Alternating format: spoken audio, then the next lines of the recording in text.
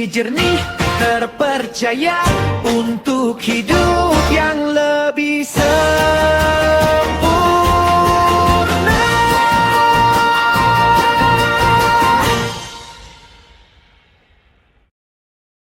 Selamat datang kembali di channel Toya Arta Sejahtera. Solusi air untuk Anda. Buat hidup lebih sempurna pastinya. Oke. Sebuah channel edukasi yang membahas instalasi pengolahan air limbah, baik untuk kebutuhan rumah tangga maupun industri. Nah, IPAL industri makanan sering dianggap sudah selesai dalam prosesnya. Padahal di banyak pabrik justru disinilah masalah sebenarnya dimulai. Saat ini kami berada di lokasi pabrik PT Siraj Badawi Cukup Rupiah atau yang biasa disingkat SBCR yang bertepatan di lokasinya di Cirebon. Nah, salah satu industri makanan saus, kecap, dan sirup yang terkemuka di Indonesia, Mas Pur. Nah, pabrik ini adalah salah satunya yang menjadi customer di Toya Arta Sejahtera. Di pabrik ini, instalasi pengolahan air limbah sudah dibangun lebih dari 1 kali, Mas. Bahkan pernah juga ditangani oleh pihak pabrik sendiri, kontraktor lain, tapi hasilnya tetap tidak optimal. Oke. Nah, lalu pertanyaan sederhana, di mana sebenarnya letak kesalahannya? Nah, dalam video ini, Mas, kami akan mengajak pemirsa melihat langsung bagaimana pendekatan berbasis data dan ilmu pengolahan air limbah akhirnya mengubah IPAL yang gagal menjadi sistem yang benar-benar bekerja. Oke, berarti pada kesempatan kali ini kita itu tantangannya adalah limbah dari industri saus. Betul, Mas. Oke. Dimana yang nanti kandungannya beda dengan karakteristik air limbah lainnya. Oke, kita pernah analisa ya kalau di limbah salah satu bahan baku mereka kan ubi. Nah, ubi kan juga mengandung cyanida. Betul. Nah, itu nanti yang menjadi tantangan kita, apakah bisa diolah dengan sistem yang biasa kita pakai. Nah, tentunya jawabannya ada di video kali ini, Mas. Oke, jangan kemana-mana, saksikan terus kelanjutannya, tetap di Toya Arta Sejahtera.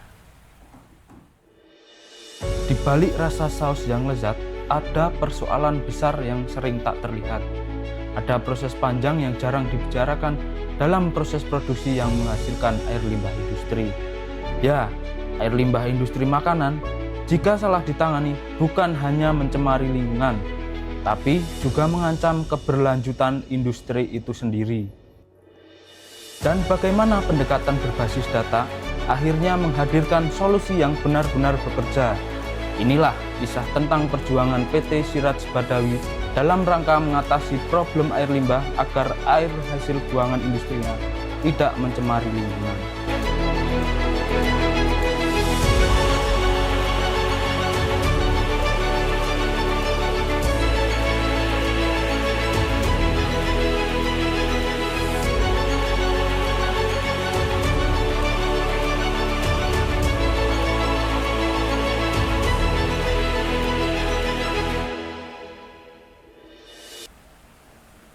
Sobat Toya, PT Siraj Badawi Cukup Rupiah atau yang disebut dengan SBCR ini secara resmi masuk dalam kategori industri pengolahan manufacturing, khususnya yaitu industri makanan, yaitu industri bumbu masak dan penyedap masakan.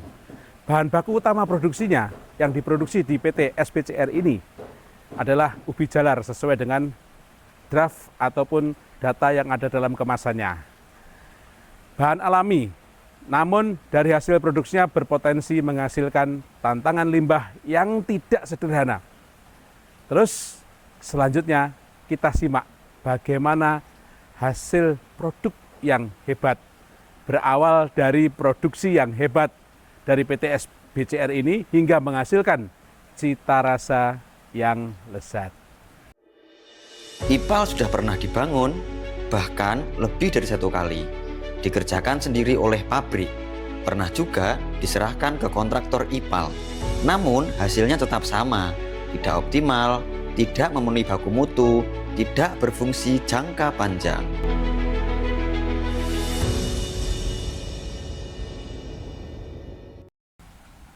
Nah, sampai titik inilah akhirnya PT SBCR atau Siraj Badawi Cukup Rupiah memutuskan untuk tidak lagi mencoba-coba. Nah, mereka memilih berkonsultasi secara teknis dan ilmiah bersama Toya Arta Sejahtera.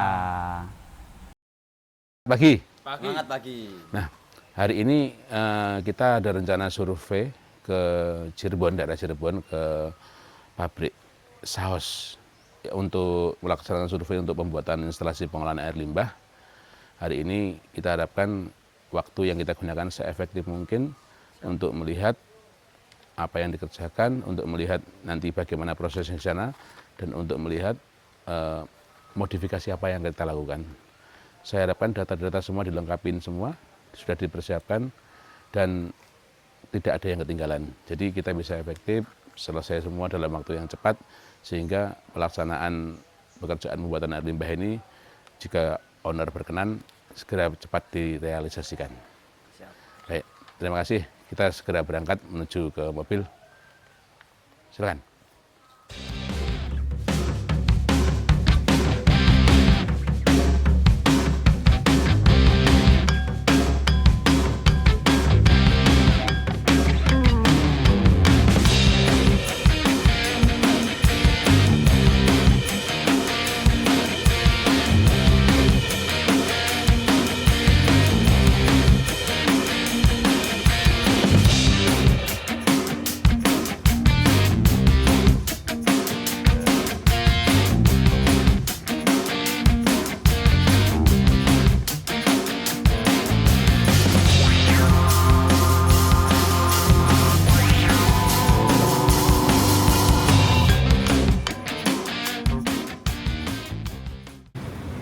Oke, sekarang kita lagi mampir ngopi dulu sebelum sampai masuk di rest area. Nah, kira-kira nanti kita agendanya di sana survei itu apa saja yang harus kita amati, terus rencanakan. Yang tentunya yang terpenting adalah satu, Mas. Kita ketemu ownernya dulu. Kalau nggak ketemu ownernya nanti bahaya ini. Wah, lusuan ini. Ya, yang kedua tentunya kalau kita bilang kita bergerak di bidang IPAL, tentunya air bakunya dulu. Pertama Air limbahnya. Air limbahnya. Sumbernya ya. Sumbernya dulu yang terpenting. Karena menentukan desain yang tepat atau sistem yang tepat itu tentang pengolahan limbah itu yang pertama jelas dari air sumbernya. Nanti kita tahu nanti Bukan air sumbernya, sumber air limbahnya. Nah, sumber air limbahnya. Nah, pertama yang kita cek itu adalah satu, yang basic sekali adalah pH. Nah, pH nanti dilihat karakteristiknya seperti apa, yang bisa dilihat tampak kasat mata dulu. Nah, selebihnya kita ambil air sampelnya, kita labkan nanti setelah sampai di kantor. Berarti nanti kita lab itu masuknya BOD, COD, betul. Nah, nanti kan tentunya sesuai owner itu maunya pengolahannya seperti apa, hasilnya seperti apa yang diinginkan. Oh ya, kita kan pernah ya sebelum ini survei bukan survei, ada pekerjaan yang posisinya limbahnya hampir sama karakteristiknya. Betul. Nah, berarti sedikit banyak kita udah kebayang sih sebenarnya. Sebenarnya sudah kebayang sebenarnya. Tapi kan untuk memastikan lagi nanti kandungan apa yang di dalam sumber air limbahnya itu. Kalau pabrik saus tuh biasanya pH-nya berapa ya? Kalau tergantung air limbah yang keluar tuh. Nah, nanti ada di hasil produksi maupun hasil dari ini Mas, aktivitas selain produksi seperti cuci apa ya namanya, cuci peralatan yang dipakai. Kalau dari produksi biasanya yang pernah kita itu analisa itu lebih cenderung pH-nya tuh di bawah 6. Kalau yang asam ya. Sistem produksinya ya. Kalau dari sistem apa seperti cuci alat tuh lebih ke basah. Di atas 8 bisa aja nyampe ke 14 Mas, paling tinggi tuh. Karena cucinya ya? Betul, karena penetralisiran dari alatnya tersebut itu biasanya menggunakan caustic mereka. Ada itu prosesnya. Tapi itu kembali lagi ke prosedur masing-masing pabrik ya Mas, nggak bisa kita samaratakan karena dari sistem yang dipakai oleh perusahaan itu sendiri kan beda-beda tentunya. Semakin tahun semakin berkembang.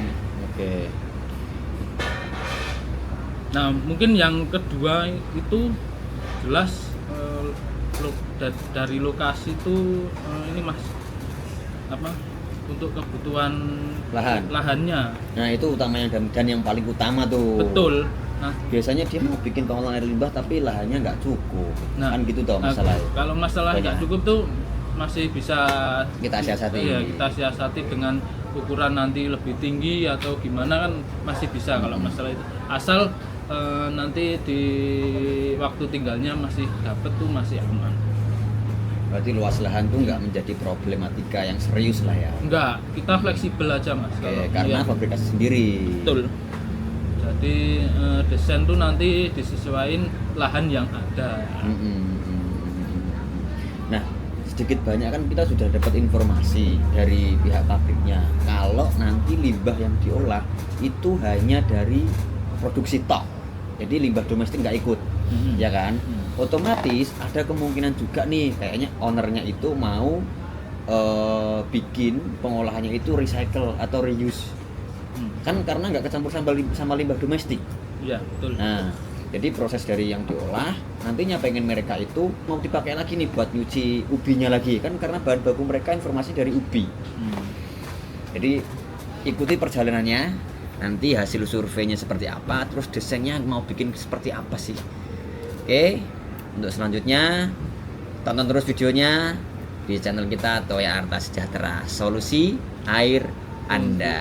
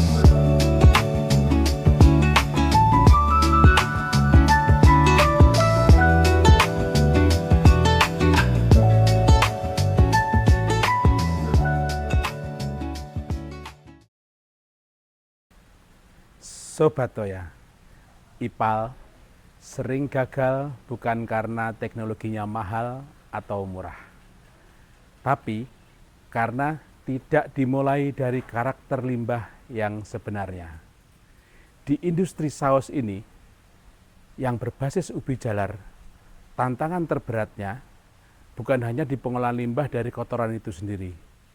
Tantangannya bukan hanya sekedar COD dan BOD, namun setelah kami cek semuanya, ada sianida yang sering luput diperhitungkan.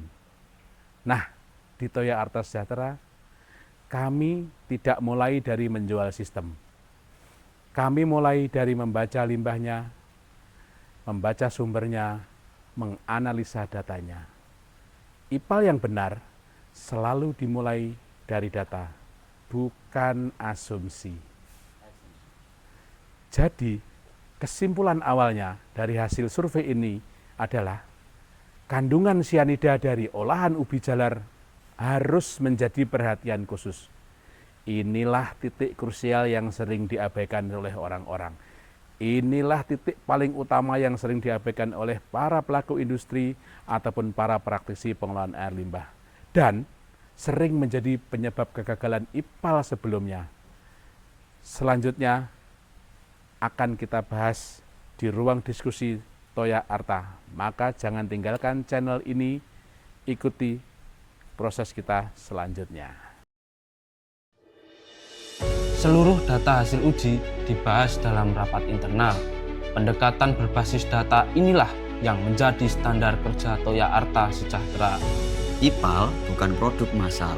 Setiap industri punya karakter unik. Optimalisasi selalu lebih efektif daripada membangun ulang tanpa arah.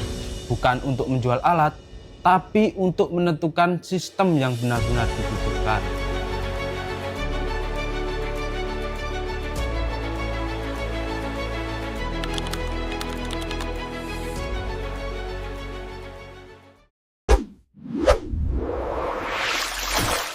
Toya Arta Sejahtera, solusi air Anda.